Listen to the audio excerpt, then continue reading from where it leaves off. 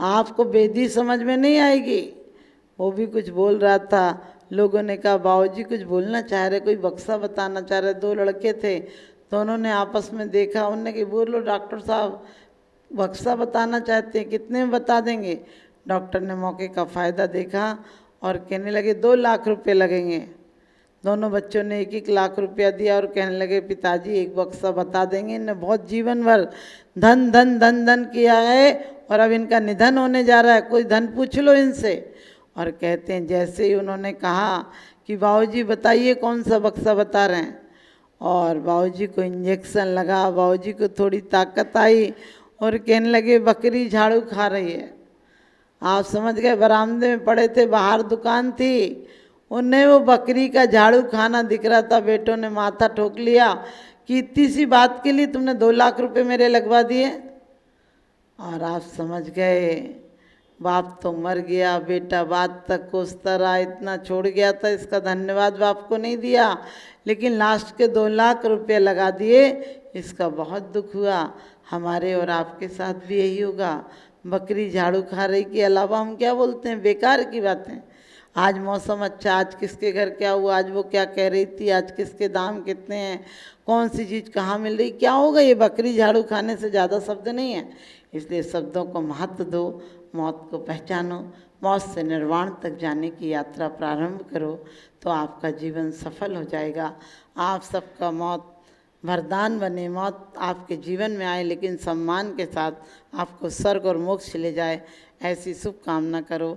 हमारा शुभाशीष। कोई बुरा कहे या अच्छा, लक्ष्मी आवे या जावे, लाखों बरसों तक जीऊँ या मृत्यु आज ही आ जावे। क्या कहा है, लाखों वर्षों तक जीऊँ या मृत्यु आज ही आ जावे। कहते कोई बुरा कहो या अच्छा, हमें तो कोई अच्छा बुरा नहीं कहे तो भी बिगड़ जाते हैं। आपको कोई रोज़ जय जिनेंद्र करता और एक दिन जय जिनेंद्र नहीं कर पाए, आप सच बताना। आपके अंदर इतनी नम्रता तक नहीं है कि आप उसे जय जिनेंद्र कर लो। अरे 100 दिन वो करता था, 2 दिन तुम कर लोगे तो क्या बिगड़ जाएगा। लेकिन तुम्हारा अंदर का अहंकार कहता मैं क्यों करूं, यही करता था ये पहले करेगा। अरे क्या पहले पहल क्यों करते रहे, तो पहली शुभ काम की पहल तुम करो, अपने आप से शुरुआत करो। शुभ कामों की शुरुआत ही शुभ मार्ग को प्रशस्त करती है। आप इसी बात में लगे रहते, कोई बुरा कहे अच्छा, रे कोई कुछ भी कहेगा, कहने वालों का क्या है, लोग तो कहते ही रहेंगे। अच्छों को सदा ही बुरा कहना दुनिया की पुरानी आदत है। अच्छाई पर ही बुराई होती है, बुराई पर क्या बुराई होगी। मीठे फलों पर ही कीड़े लगते हैं, मिठाई जहाँ डली हो वहीं चींटियाँ आती हैं, चाशनी जहाँ डली हो वहीं चींटियाँ आती हैं। आप भी अपने जीवन पर जितने लोग पत्थर माने, जितने इल्ज़ाम लगाएं, जितना लोग बुरा कहें, सोच लिया करो कि मेरे अंदर कोई मिठास है, तभी तो लोग देखते हैं। खटाई पर कौन चींटियाँ जाती हैं, नमक पर कौन सी चींटियाँ लगती हैं। इसी प्रकार से अपने जीवन में नमक जैसा मत बनो, क्योंकि चींटियाँ भी वहीं आती हैं जहाँ कुछ भलाई होती है। तो आचार्य कहते हैं यदि साधु जीवन में अंत समय में शरीर को भी छोड़ते हैं तो कब छोड़ते हैं। उपसर्गे दुर्भिक्षे जरसि रुजाए हम च निप्रतीकारा, धर्माय तनु विमोचन माहु सल्लेखिना मार्या। उपसर्गे दुर्भिक्षे जरसि रुजाए हम च निप्रतीकारा।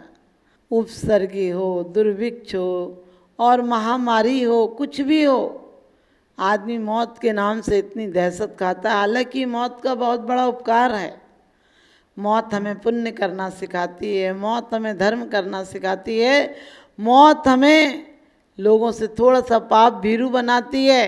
क्योंकि लोग कभी भी कहते हैं मौत के पार भी देखो तुम्हारा क्या हश्र होगा, मौत के पार भी देखो तुम्हारा क्या इल्ज़ाम होगा, इसका तुम्हें क्या करना पड़ेगा। मौत सिखाती है स्वर्ग है नरक है। मौत के कारण हम स्वर्ग जाने का इंतज़ाम करते हैं, मौत के कारण नरक से डरते हैं, मौत के कारण यहाँ पर लोग सजाएं, फांसी की सजा एक कठिन सजा मानी जाती है, क्योंकि इसके बाद मौत हो जाएगी, इसके बाद दूसरा दिन नहीं आएगा, समाप्त हो जाएगा। लेकिन आचार्य कहते हैं एक महामदिरा ऐसी पी रखी हमने, मोहि महामदि पियो अनादि, भूली आप को भरी मति बाधी।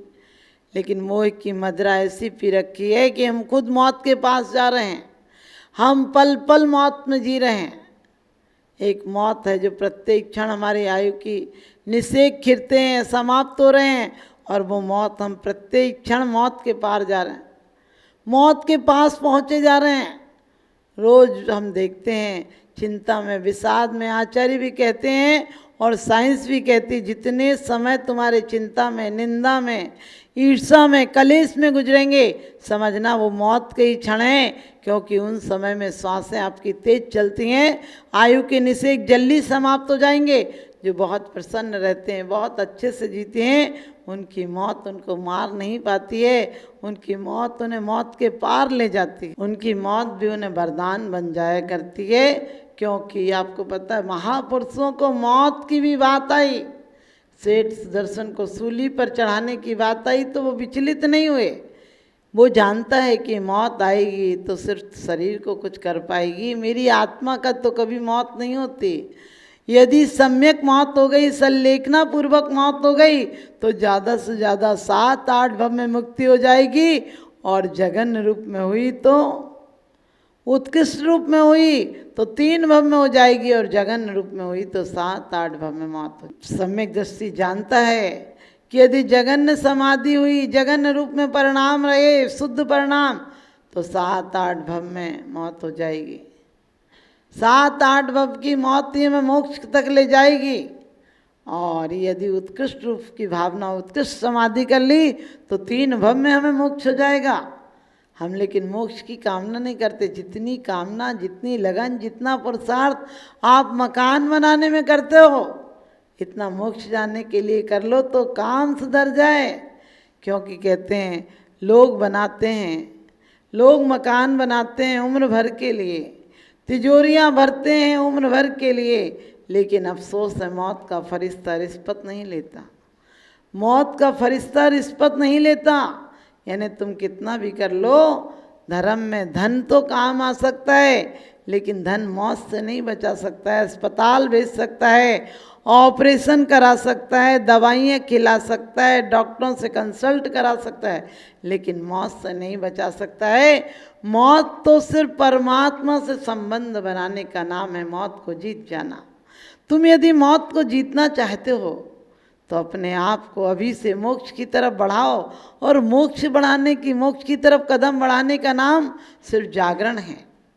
आपको कोई जगाए तो बुरा लगता है, माँ सुबह सुबह जगाती है तो आपको गुस्सा आता है, और माँ रात को सुलाती है तब भी आपको गुस्सा आता है। क्यों गुस्सा आता है? क्योंकि जागरण बुरा लगता है। हमारे जितने महापुरुष हुए उन लोगों ने जगाया, उन्हें तुमने मौत की सजाएं दी। जिसने जगाने की कोशिश की, पारसनाथ ने यही तो कहा था, जलते नाग नागनी जल रहे हैं। नाना को भी क्रोध आ गया, अरे छोटा होकर मुझे उपदेश देता है, छोटी मुंह बड़ी बातें करता है। और सब सच पूछो, जितने लोगों को भी जगाया गया उतने लोगों को जीसस को फांसी क्यों दी? सत्य कहने की बात कहते थे वो।